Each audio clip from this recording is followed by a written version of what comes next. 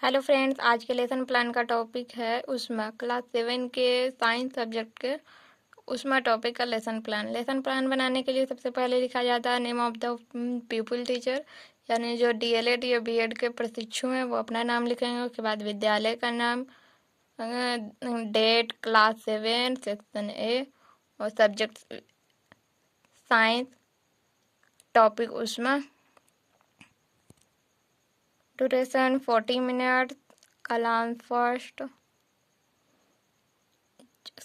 उसके बाद आता है जनरल ऑब्जेक्टिव में साइंस में आएगा छात्रों में विज्ञान के प्रति रुचि उत्पन्न करना, छात्रों को विज्ञान के तथ्यों का ज्ञान कराना तथा उनका व्यवहारिक उपयोग सिखाना, छात्रों में तर्क शक्ति, कल्पना शक्ति, विचार शक्ति आदि मानसिक शक्तियों का विकास करना, छात्रों में वैज्ञानिक दृष्टिकोण विकसित करना, छात्रों में शब्द भंडार का वृद्धि करना। उसके बाद है विशिष्ट उद्देश्य।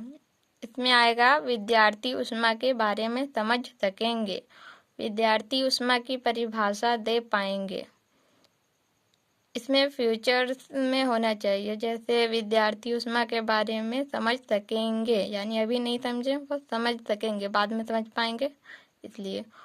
उसके बाद विद्यार्थी उष्मा की परिभाषा दे पाएंगे, विद्यार्थी उष्मा के कुचालक तथा सुचालक पदार्थों को जान पाएंगे, विद्यार्थी उष्मा के बारे में अध्ययन के पश्चात इसका उपयोग अपने दैनिक जीवन में कर पाएंगे। उसके बाद आता है मेथड ऑफ टीचिंग, यानी व्याख्यान विधि से प्रश्नोत्तर विधि के अलावा और भी विधियाँ हो सकती हैं। टीचिंग एड शैम्पर, चौक, डस्टर etc। उसके बाद आएगा पूर्व ज्ञान, यानी बच्चे पहले से क्या जानते हैं। छात्र उष्मा के बारे में सामान्य जानकारी रखते हैं। उसके बाद आएगा प्रस्तावना में आएगा छात्र अध्यापक क्रियाएं और छात्र क्रियाएं। छात्र अध्यापक क्रिया में फर्स्ट क्वेश्चन होगा हम सर्दियों में ऊनी कपड़े क्यों पहनते हैं, तो छात्र क्रियाएं होंगे सर्दी से बचने के लिए। सेकंड क्वेश्चन होगा ऊनी कपड़ों से हमें क्या मिलता है, तो स्टूडेंट एक्टिविटीज में होगा गर्मी, उष्मा पाने के लिए उष्मा मिलता है। फर्स्ट क्वेश्चन से रिलेटेड ही सेकंड क्वेश्चन होना चाहिए, फिर सेकंड क्वेश्चन से रिलेटेड थर्ड क्वेश्चन होना चाहिए। ऐसे थर्ड क्वेश्चन है उष्मा के विषय में आप और क्या जानते हैं, तो बच्चों को इसके बारे में नहीं मालूम होगा तो वो मौन रहेंगे, तो ये हो गया समस्यात्मक प्रश्न। इसके बाद हम बच्चों के बीच अपने टॉपिक का अनाउंस करेंगे। ये हो गया उद्देश्य कथन।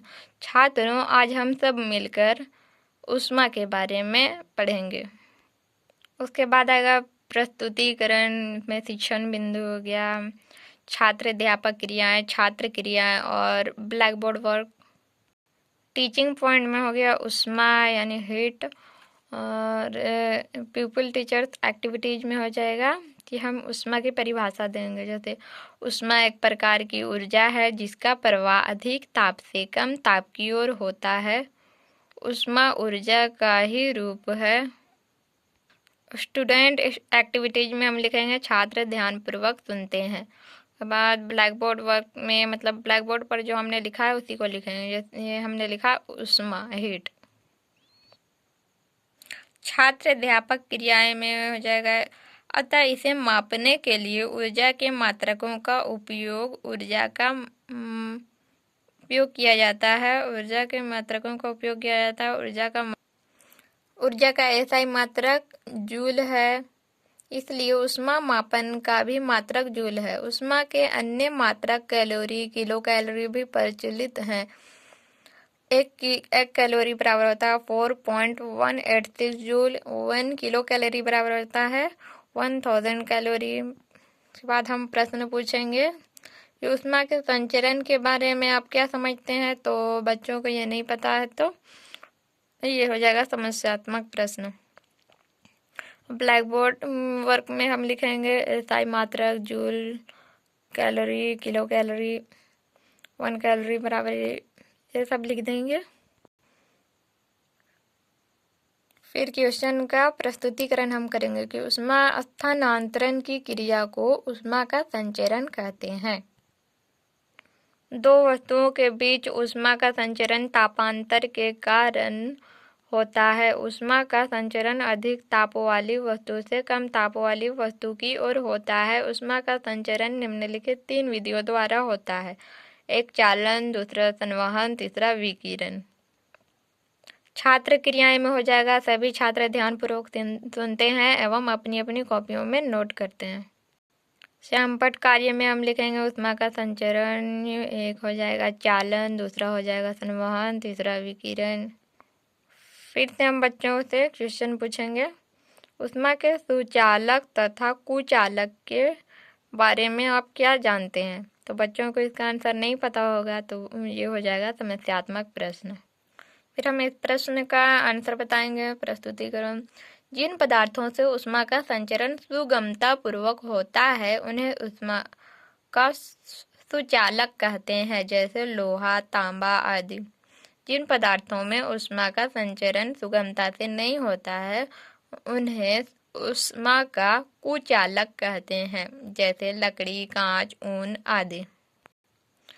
फिर हम बच्चों को ऊष्मा का दैनिक जीवन में उपयोगिता बता देंगे। जैसे ऊष्मा के अच्छे चालक होने के कारण पीतल एवं एल्यूमीनियम के बने बर्तनों का उपयोग खाना पकाने में किया जाता है। जाड़े के दिनों में ठंड से बचने के लिए ऊनी कपड़ों का प्रयोग करते हैं, क्योंकि ऊन ऊष्मा का एक अच्छा कुचालक होता है। छात्र क्रिया में हो जाएगा। सभी छात्र ध्यानपूर्वक सुनते हैं एवं अपनी अपनी कॉपियों में नोट करते हैं। श्यामपट्ट कार्य में हो जाएगा। ऊष्मा के सुचालक पदार्थ एग्जाम्पल लोहा, तांबा, एल्यूमीनियम, पीतल आदि। ऊष्मा के कुचालक पदार्थ लकड़ी, कांच, ऊन इत्यादि। उसके बाद आता है पुनरावृत्ति यानी रिपीटिंग करना। रिपीटिंग करने में छात्र अध्यापक क्रियाएं में छात्र अध्यापक क्वेश्चन पूछेंगे और संभावित उत्तर स्टूडेंट्स देंगे, जो भी संभावित हो सकता है। तो क्वेश्चन पूछते हैं ऊष्मा के 2 सुचालक पदार्थ के नाम बताइए। तो अभी पढ़ाया गया तो बच्चे बता देंगे लोहा, एल्यूमीनियम। फिर आता है मूल्यांकन प्रश्न, यानी क्लास में ही क्वेश्चन पूछना है। तो पहला क्वेश्चन हो जाएगा ऊष्मा के 2 कुचालक पदार्थ के नाम बताइए। ऊन ऊष्मा का सुचालक है या कुचालक है? ऊष्मा के संचरण 3 विधियों के नाम बताइए। उसके बाद आता है होमवर्क। बच्चों को होमवर्क देना ज़रूरी होता है, तभी तो इसलिए वो घर पे भी पढ़ेंगे।